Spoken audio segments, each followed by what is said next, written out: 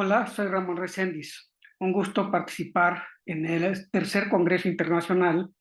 Nodos del Conocimiento 2022 con la ponencia titulada El conflicto por la norma laboral,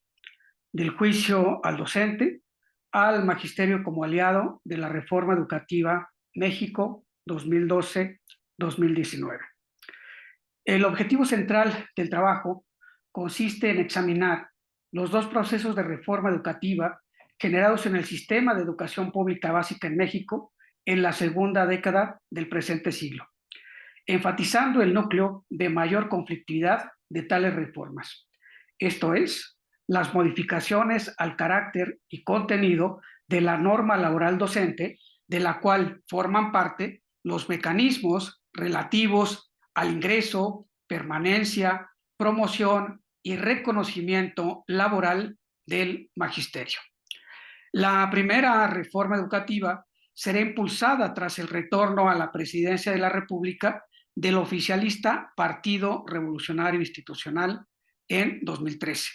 La segunda, en razón de la alternancia de izquierda, dada la victoria electoral presidencial del Frente Opositor Agrupado en torno a las siglas de Morena en 2019.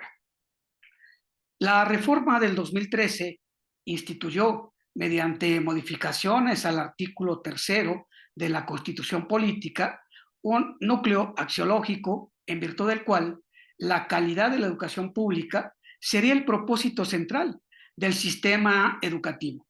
cuya consecución debía ser garantizada por el Estado mexicano mediante 4 ejes de política pública. 1, materiales y métodos educativos. 2, la organización escolar. 3, infraestructura educativa. Y 4, idoneidad de docentes y directivos para obtener lo que se llamó el máximo logro de aprendizaje de los educandos. Ese cuarto factor será el que defina el propósito central, político y laboral de una reforma calificada por el magisterio como punitiva,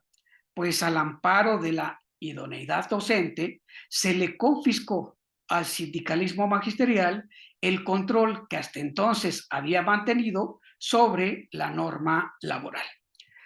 La Ley General del Servicio Docente, derivada de las reformas constitucionales, estableció la obligación de todo el personal docente de cumplir con los procesos de evaluación a fin de garantizar dicha idoneidad. Ingreso, promoción, permanencia y reconocimiento laboral docente se condicionaron a una evaluación obligatoria cuyo incumplimiento, según el artículo 74 de la citada ley, dará lugar a la terminación de los efectos del nombramiento correspondiente sin responsabilidad para la autoridad educativa. El dominio sindical magisterial sobre la norma laboral docente se consolidó a partir de la segunda mitad del siglo XX. En buena medida corrió paralelo al proceso de centralización sindical y será un factor crucial en el modelo de control político y laboral del magisterio, cuyo eje organizativo será el oficialista Sindicato Nacional de Trabajadores de la Educación, CENTE. El control corporativo del magisterio derivó del control sindical de la norma laboral, permitiendo negociaciones bipartitas y cupulares entre la Secretaría de Educación Pública y el sindicato, el CENTE. El control sindical de plazas y trayectoria laboral de los docentes mexicanos será el rasgo distintivo del modelo corporativo ante el cual la reforma educativa de 2013 diseñará o pondrá en marcha una suerte de modelo tecnocrático cuyos componentes serán el servicio profesional docente y sus procesos evaluatorios orientados por el conocimiento experto generado por los especialistas del Instituto Nacional para la Evaluación de la Educación. La reforma evaluatoria del 2013 propició un conflicto entre el magisterio tanto oficialista como disidente, contra la administración gubernamental y sus autoridades educativas. A las movilizaciones y acciones colectivas del magisterio disidente, articulado desde 1979 en torno a la Coordinadora Nacional de Trabajadores de la Educación, CENTE, el Estado responderá con el uso político de la ley para consignar penalmente a dirigentes magisteriales, el ejercicio desproporcionado de la fuerza pública y estrategias de contrainsurgencia que culminarán en asesinatos como los ocurridos en la masacre de Nochistlán, Oaxaca, en 2016. El conflicto por la llamada reforma punitiva se extendió hasta 2018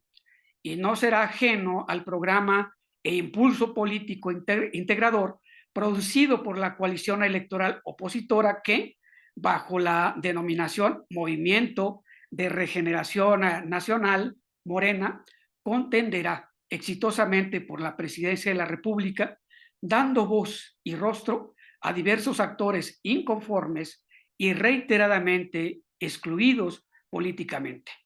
entre ellos el magisterio movilizado, agraviado y reiteradamente reprimido.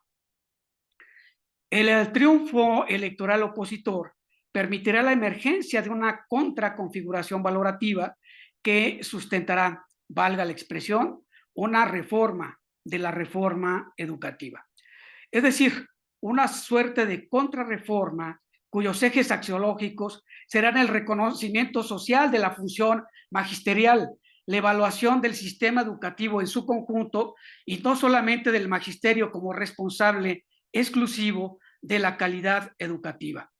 Por tanto, la abrogación de la legislación derivada de la reforma del 2013 y la cancelación del Instituto Nacional para la Evaluación de la Educación serán parte del giro axiológico educativo contra una reforma percibida por el magisterio disidente como punitiva, toda vez que sus efectos performativos serán justamente el juicio al docente como único responsable de la escasa calidad de la educación pública básica mexicana. En 2019, tras la toma de posesión presidencial y la instalación de un Congreso de mayoría morenista, inició el proceso político parlamentario de contrarreforma.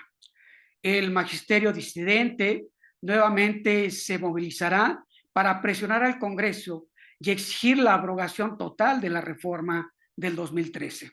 la anulación de sus efectos negativos en el magisterio, la excarcelación y reinstalación laboral de los docentes suspendidos y la supresión de cualquier evaluación como vía de acceso a plazas laborales educativas. Las reformas, adiciones y derogaciones a los artículos 3, 31 y 73 constitucionales liquidaron una reforma educativa que en realidad se concentró en los aspectos laborales y estableció una función sancionadora de la evaluación educativa. La expedición de las leyes secundarias en materia educativa en 2019 cerraron el ciclo legislativo, también de movilizaciones y acciones colectivas magisteriales en favor de una reforma que definió a la formación, actualización y capacitación docente como parte de los derechos magisteriales. Importa destacar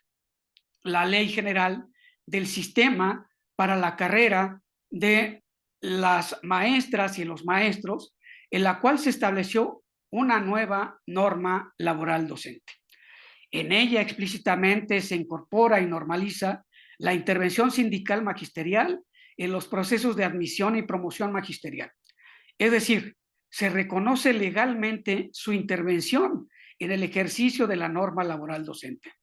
Dicha ley prevé la participación de las organizaciones sindicales con las autoridades educativas federales y la corresponsabilidad de autoridades de las entidades federativas en un sistema abierto y transparente de asignación de plazas, regido por principios de legalidad,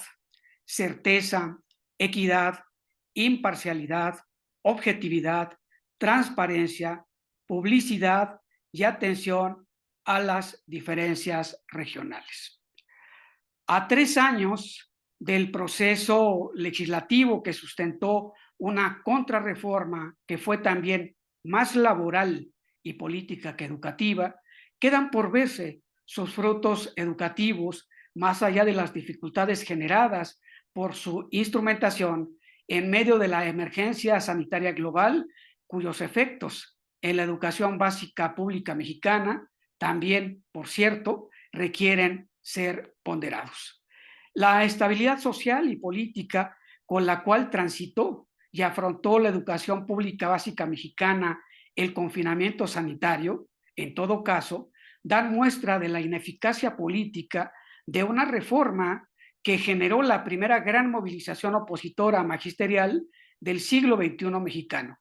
También de la eficacia política de la contrarreforma educativa que transmutó al magisterio mexicano de opositor